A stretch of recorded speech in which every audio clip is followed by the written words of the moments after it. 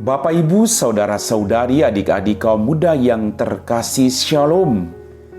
Apa kabar hari ini? Semoga Anda semua selalu diberikan rahmat kesehatan oleh Tuhan kita. Hari ini gereja seluruh dunia merayakan pesta tahta Santo Petrus Rasul. Maka mari kita siapkan hati kita untuk kembali mendengarkan firman Tuhan. Tuhan sertamu dan sertamu juga. Inilah Injil Yesus Kristus menurut Santo Matius. Dimuliakanlah Tuhan.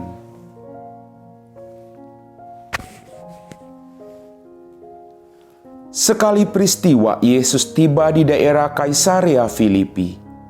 Ia bertanya kepada murid-muridnya, kata orang, siapakah anak manusia itu? Jawab mereka, ada yang mengatakan Yohanes Pembaptis, ada juga yang mengatakan Elia, dan ada pula yang mengatakan Yeremia atau salah seorang dari para nabi. Lalu Yesus bertanya kepada mereka, tetapi apa katamu? Siapakah aku ini? Maka jawab Simon Petrus, engkau adalah Mesias, anak Allah yang hidup. Kata Yesus kepadanya, berbahagialah engkau Simon bin Yunus. Sebab bukan manusia yang menyatakan itu kepadamu, melainkan Bapa-Ku yang di surga. Dan aku pun berkata kepadamu, engkau adalah Petrus, dan di atas batu karang ini, aku akan mendirikan jemaatku, dan alam maut tidak akan menguasainya. Kepadamu akan kuberikan kunci kerajaan surga, dan apa yang kau lepaskan di dunia ini akan terlepas di surga. Demikianlah sabda Tuhan. Bapak, Ibu, Saudara-saudari, adik-adik kaum muda yang terkasih, selamat merayakan pesta tahta Santo Petrus Rasul. Dalam bacaan Injil pada hari ini kita mendengar Petrus adalah murid pertama Tuhan Yesus. Petrus dipilih menjadi murid Yesus bukan karena ia kaya, bukan karena ia kuat atau pintar, tapi dipilih menjadi murid Yesus karena Petrus adalah orang yang rajin, tekun, dan setia untuk selalu dekat dengan Tuhan Yesus. Siapapun kita, ketika Tuhan memanggil kita, Tuhan tidak melihat lagi latar belakang kita. Yang Tuhan lihat adalah keikhlasan hati kita untuk mengikuti Dia tanpa ada beban. Bukan karena kita orang pandai, bukan karena kita orang hebat, bukan. Tapi Tuhan melihat kesiapsediaan isi hati kita, kerelaan kita dalam memberikan diri seutuhnya kepadanya. Bapak, Ibu, Saudara-saudari, adik-adik kaum muda yang terkasih, Simon Petrus mewakili teman-temannya mengaku Yesus sebagai Mesias seperti yang kita dengar dalam bacaan Injil pada hari ini. Simon Petrus mengakui bahwa dia anak Allah yang hidup.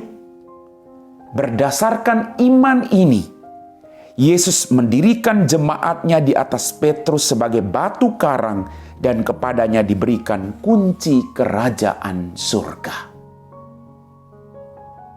Kita juga diajak oleh Yesus untuk juga membawa jiwa-jiwa datang kepadanya.